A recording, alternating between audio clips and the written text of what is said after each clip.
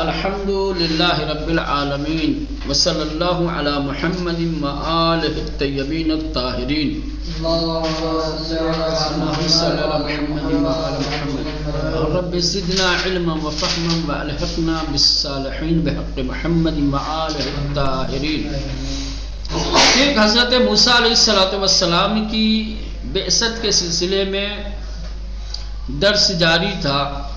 حضرت موسیٰ علیہ السلام کی بعثت کے چند مرحلے ہیں۔ ایسا نہیں ہے کہ اچانک ایک بیگ خدا کی جانب سے حکم بعثت دے دیا گیا ہو، اعلان نبوت کا حکم دیا گیا ہو کہ موسیٰ اب اپنی نبوت کا اعلان کیجئے اور کار نبوت اور کار رسالت کا آغاز کیجئے، بلکہ آہستہ آہستہ قدم بقدم مرحلہ بمرحلہ مقام بعثت تک حضرت موسیٰ علیہ السلام پہنچے ہیں۔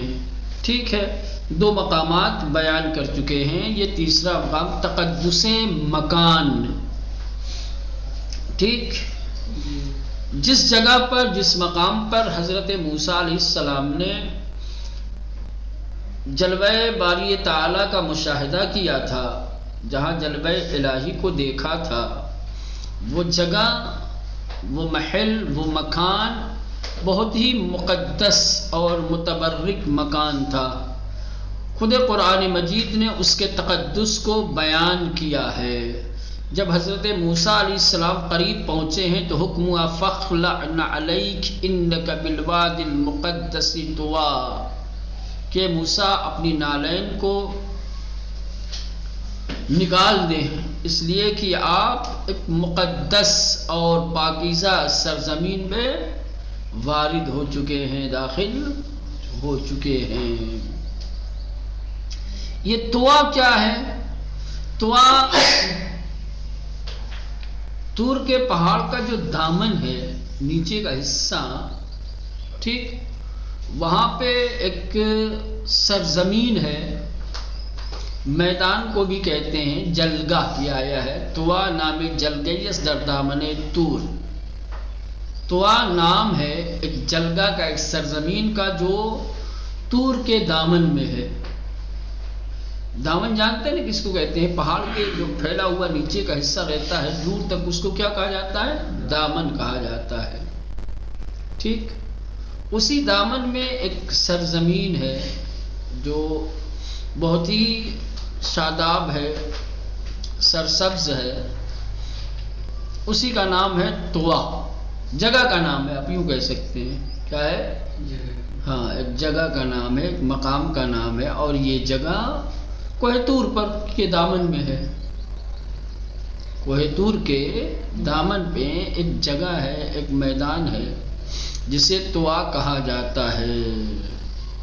ٹھیک، یہی جو طویٰ ہے، یہی کیا ہے؟ ایک مقدس سرزمین ہے۔ ٹھیک، اللہ نے اس کے تقدس کا اعلان کیا ہے اور اس کے تقدس کو قرآن میں بیان کیا ہے۔ طویٰ نام جلگیس، طویٰ اس سرزمین کا نام ہے کہ در دامن طور، کہ جو طور کے دامن میں ہے، کہ خداوند آن را وادی مقدس نامید، کہ جس کو اللہ تعالیٰ نے مقدس وادی کا نام دیا ہے۔ پس وادی مقدس جسے کہا جاتا ہے وہ طویٰ ہے، اور یہ طویٰ ایک سرزمین ہے جو کوہ طور کے دامن میں واقع ہے۔ اب یہاں پہ ایک نقطہ بیان کرنا چاہتے ہیں، اور نقطہ یہ ہے کہ دیکھیں، آپ سب جانتے ہیں جس طریقے سے انسانوں میں کچھ انسان ممتاز ہیں، کچھ شخصیات ایسی ہیں جو بڑی مقدس اور محترم ہیں، اسی طریقے سے مقامات میں بھی کچھ مقامات ایسے ہیں کہ جن کو قدرت نے تقدس عطا کیا ہے، جسے اللہ نے محترم بنایا ہے، جیسے خانہ کعبہ، مسجد الحرام، بیت المقدس۔ ٹھیک ہے، اسی میں ایک ہے یہ کیا ہے؟ وادی مقدس طویٰ۔ سمجھ رہے ہیں؟ اس سرزمین کو بھی اللہ نے محترم بنایا ہے اور مقدس قرار دیا ہے۔ اللہ کسی محل کو، کسی مقام کو، کسی جگہ کو یوں ہی محترم اور مقدس نہیں بناتا ہے. ٹھیک، خانہ کعبہ کو اگر مقدس اور محترم بنایا ہے تو اس لیے کہ وہ مرکز توحید ہے، وہ عالمین کے لیے ہدایت ہے، وہ امت مسلمہ کے لیے برکت کا سرچشمہ ہے، برکت کا سبب ہے. اب سوال یہ پیدا ہوتا ہے کہ وادی طوا کو اللہ نے کیوں مقدس قرار دیا ہے، کیوں متبرک قرار دیا ہے، کیوں پاکیزہ سرزمین کہا ہے، اور کیوں اس مقام کا، اس جگہ کا احترام لازم قرار دیا ہے؟ اس لیے کہ یہ ایک خاص جگہ ہے. یہ وہ جگہ ہے جہاں اللہ حضرت موسیٰ علیہ السلام سے گفتگو کرتا تھا. ایک نبی کے مناجات کی جگہ ہے، ایک نبی کی خدا کے ساتھ، خدا کی بارگاہ میں التجا کی، مناجات کی، گفتگو کی جگہ ہے. ٹھیک، اگر یہ جگہ خدا کے ساتھ مناجات کی جگہ نہ ہوتی تو اسے یہ بھی ایک عام سرزمین ہوتی. جب کسی سرزمین میں ایک خاص خصوصیت ہوتی ہے، خصوصاً جس سرزمین کی نسبت یا کسی طریقے سے اس کی وابستگی خدا کی طرف ہوتی ہے تو خدا اسے تقدس عطا کرتا ہے، اسے محترم قرار دیتا ہے. تو اب یہ وہ جگہ ہے جہاں حضرت موسیٰ علیہ السلام جا کر خدا کی بارگاہ میں مناجات کیا کرتے تھے. مناجات کی جگہ ہونے کی وجہ سے قدرت نے اسے محترم اور مقدس قرار دیا ہے. اور ظاہر سی بات ہے، جو چیز مقدس ہو، محترم ہو، اس کا ادب، اس کا احترام ہر صورت میں لازم ہے. آپ جائیے خانہ کعبہ، خود مسجد کے احترام کے لیے، ایک عام مسجد ہو، اس کا ادب، اس کا احترام لازمی ہے. اب کسی بھی طریقے کی بے حرمتی نہیں کر سکتے، کسی بھی طریقے کی بے حرمتی آپ نہیں کر سکتے. باہر سے کسی بھی طریقے کی غلاظت آپ مسجد کے اندر نہیں ڈال سکتے. غسل اگر آپ کے اوپر واجب ہے تو آپ مسجد میں کوئی پاکیزہ چیز، کوئی خود مسجد کی چیز بھی آپ نہیں رکھ سکتے اپنے ہاتھوں سے. آپ جا کر کے مسجد میں ٹھہر نہیں سکتے. کیوں آخر؟ اس لیے کہ مقدس جگہ ہے، اس لیے کہ وہ محترم جگہ ہے. جو جگہ مقدس ہوتی ہے، جو جگہ محترم ہوتی ہے، اس کا ادب تمام حالات میں لازم اور ضروری ہوتا ہے. لوگ مسجد الحرام جاتے ہیں حج کرنے کے لیے، کتنے سارے مسائل ہیں. اب محرمات کی فہرست اٹھا کر کے دیکھیں گے تو گھبرا جائیں گے. یہ تمام محرمات خانہ کعبہ اور مسجد الحرام کے تقدس اور اس کے حرمت کی علامت ہے، پہچان ہے کہ یہ اتنی مقدس اور اتنی محترم جگہ ہے کہ آپ یہ کام نہیں کر سکتے. یہاں پر یہ عمل، یہ کام اس کے حرمت اور اس کے تقدس کو پامال کرنے والی ہیں. سمجھ رہے ہیں؟ اب اسی سے سمجھ لیں، یہ ابھی جس میٹر پہ بات ہو رہی تھی، پشاور میں جو شیعہ جامع مسجد کے اندر خودکش حملہ کیا گیا ہے، بم منفجر کر کے 50-100 محبان اہل بیت کو جو شہید کیا گیا ہے، کتنا ذلیل، کتنا پست انسان ہے کہ جس مسجد میں انسان معمولی سی غلاظت نہیں لے جا سکتا، جو مقام امن ہے، جہاں انسان خدا کی بارگاہ میں اپنا سر جھکانے کے لیے جاتا ہے، اپنی انکساری، اپنی تذلل کو جا کر کے پیش، اس کی بارگاہ میں ایک انسان اتنا ذلیل اور پست ہو جاتا ہے کہ ان کا ناحق خون اس مقدس اور پاکیزہ سرزمین پہ بہاتا ہے، وہ قتل کرتا ہے. خدا کی بارگاہ میں سر جھکانے والوں کے سر کاٹنے کے لیے تیار ہو جاتا ہے، اس کی جان لینے کے لیے.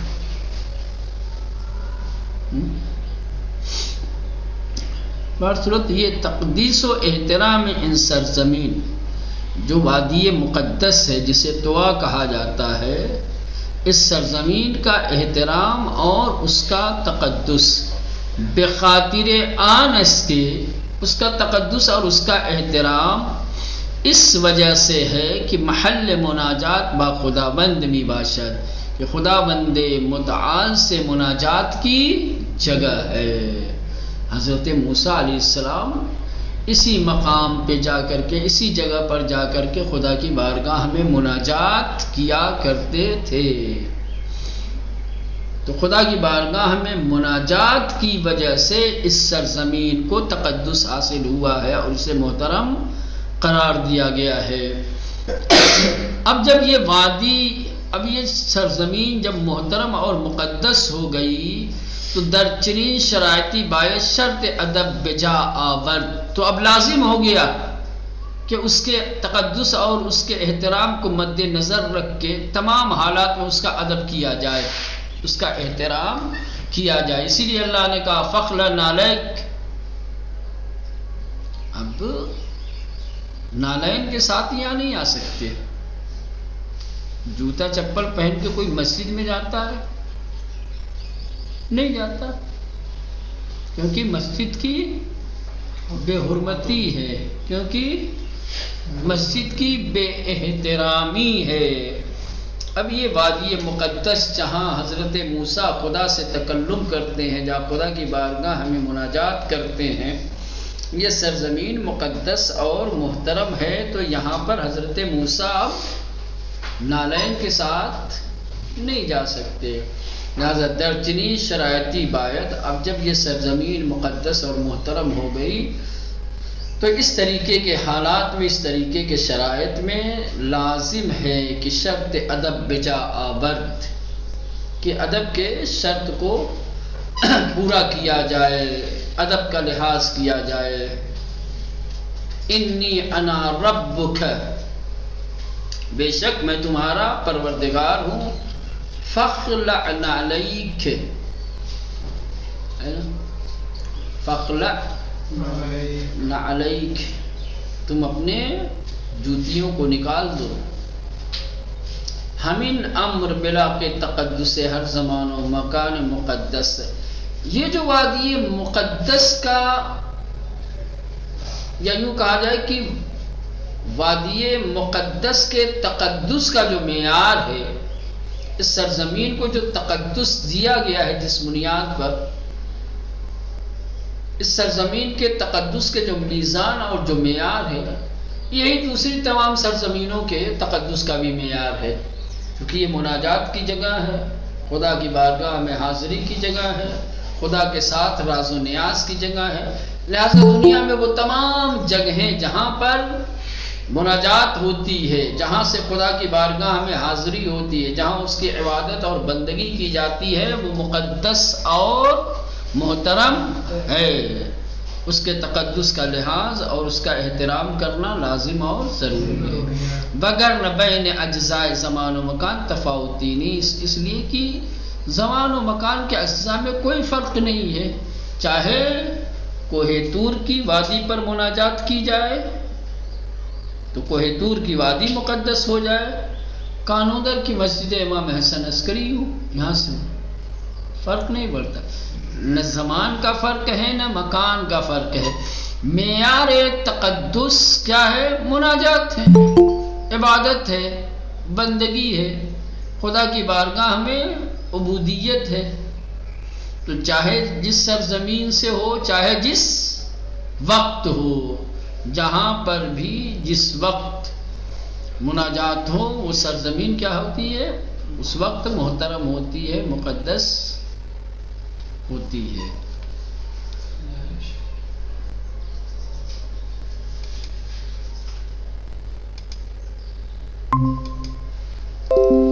چلیں اس کے بعد شنیدن نداء حق، یہ تو ابھی اللہ کی طرف سے جوتیاں اتارنے کا حکم تھا، اس کے بعد نداء حق سنتے ہیں حضرت موسیٰ علیہ السلام، مرحلہ بمرحلہ آگے بڑھ رہے ہیں، بعثت کے قریب پہنچ رہے ہیں، ٹھیک ہے۔ فلما اتاها نودی، جس وقت حضرت موسیٰ علیہ السلام اس وادی مقدس کے قریب آئے، جوتیاں اتارنے کا حکم دیا گیا، اور اس کے بعد کسی منادی نے ندا دی، آواز لگائی کسی نے، یا موسیٰ انی انا ربک، اے موسیٰ میں تمہارا پروردگار ہوں۔ اب ظاہر سی بات ہے جب حضرت موسیٰ علیہ السلام نے آواز سنی ہوگی، صدا سنی ہوگی، تو صاحب صدا کی جستجو ہوئی ہوگی کہ یہ آواز دینے والا کون ہے، آواز کدھر سے آ رہی ہے۔ یہ انسان کی فطرت ہے، آواز کوئی بھی ہو، خاص طور سے جب انسان تنہائی میں ہوتا ہے، خلوت میں ہوتا ہے، اکیلے میں ہوتا ہے، اور اچانک اسے جب کوئی آواز سنائی دیتی ہے تو فوراً آواز کس جانب سے آئی ہے، آواز دینے والا کون ہے، اس کی طلب اور جستجو اس کے اندر پیدا ہوتی ہے۔ تو جب منادی نے ندا دی ہوگی، جب آواز آئی ہوگی انی انا ربک، تو حضرت موسیٰ علیہ السلام نے منبع صوت کی جستجو کی ہوگی کہ یہ آواز کہاں سے آ رہی ہے، کون ہے آواز دینے والا۔ پتہ لگایا ہوگا کہ بھئی یہ آواز کون دے رہا ہے۔ تو ظاہر سی بات اب سب جانتے ہیں کہ حضرت موسیٰ علیہ السلام نے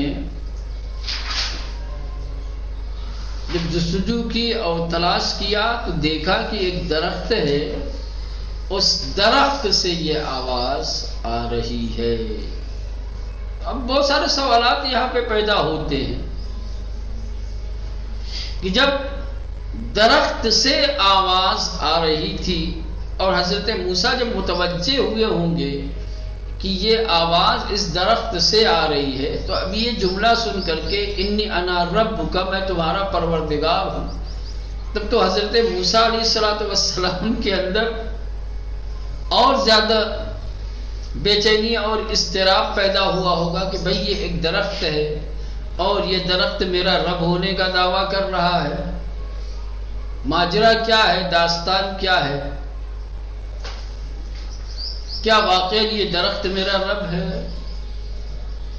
نہ، چونکہ حضرت موسیٰ علیہ السلام اب آہستہ آہستہ بعثت کے قریب جا رہے تھے، حقائق سے آگاہ کیا جا رہا تھا، ان کو حقائق سے آشنا کیا جا رہا تھا۔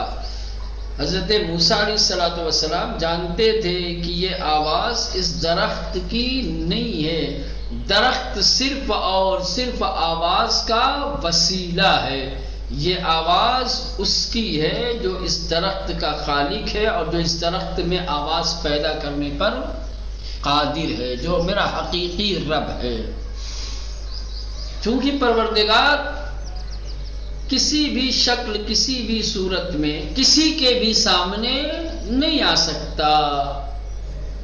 جب گفتگو کرنی ہے خدا کو تو ظاہر سی بات ہے اب کسی نہ کسی چیز کو گفتگو کا وسیلہ تو بنائے گا نا، یہ اس کی مجبوری نہیں ہے، سمجھ رہے ہیں؟ یہ مجبوری کیا ہے؟ رب کی مجبوری نہیں ہے۔ یہ ایسا نہیں ہے کہ خدا کی قدرت پر یہاں سوال اٹھایا جائے کہ کیسا خدا ہے کہ جو اپنے مخلوق اور اپنے بندے کے سامنے آنے سے بھی عاجز ہے، نہ، اس کی قادریت میں کوئی شک نہیں ہے، سمجھ رہے ہیں؟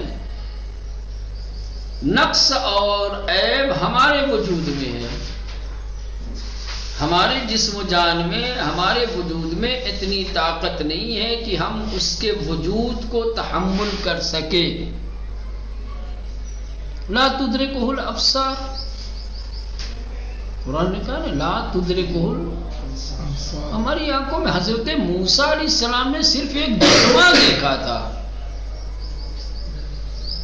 خدا کی کبریائی نہیں دیکھی تھی، خدا کو مجسم نہیں دیکھا تھا، وجود خدا کا ایک جلوہ دیکھا تھا، ایک جھلک دیکھی تھی۔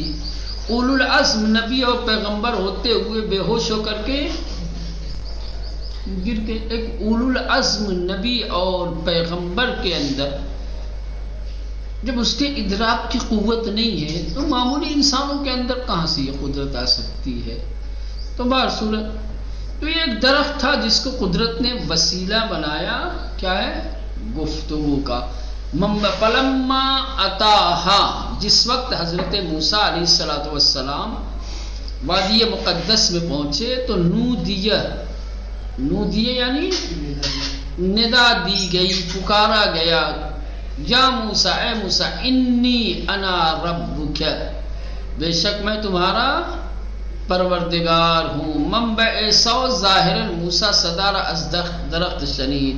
اب سوال یہ ہے کہ یہ منبع صدا، سرچشمے صدا، آواز کیا تھی؟ آواز کہاں سے آ رہی تھی؟ تو ظاہراً حضرت موسیٰ علیہ السلام نے یہ آواز درخت سے سنی تھی۔ نودی من شاط الوادی الایمن فی البقعۃ المبارکۃ من الشجرہ، یہ خود قرآن میں بھی آیا ہے۔ اما ندا دہندے خداوند، آواز درخت سے آئی لیکن آواز درخت کی نہیں تھی۔ آواز درخت سے آئی لیکن آواز درخت کی نہیں تھی، آواز خداوند متعال کی تھی۔ وَنَادَيْنَاهُ مِنْ جَانِبِ الطُّورِ الْأَيْمَنِ۔ اب سوال یہ ہے کہ در دو آئے اخیر یک بار تکلم بی واسطہ و بار دیگر تکلم با وجود با حجاب یعنی درخت مطرح شدہ، جمع بین ان دو آیت چگونے است؟ سوال یہ ہے کہ یہ آخر کی جو دو آیتیں ہیں، ان دو آیتوں میں دو طریقے سے تکلم اور گفتگو کی بات کی گئی ہے۔ ایک آیت میں مستقیماً بلا کسی واسطے کے، بغیر کسی ذریعے کے تکلم اور گفتگو کرنے کی بات کی گئی ہے کہ خدا نے ڈائریکٹلی مستقیماً حضرت موسیٰ علیہ السلام سے بات کی، اور دوسری آیت میں یہ ہے کہ میں نے شجرت درخت کے وسیلے سے بات کی۔ تو یہ دو طریقے کی آیتیں جو دو طریقے کی گفتگو کو بیان کر رہی ہیں، ان کو کیسے جمع کیا جائے گا؟ ٹھیک ہے، اب یہ سوال رہتا ہے، کل انشاءاللہ اس کے جواب سے آشنا ہوں گے۔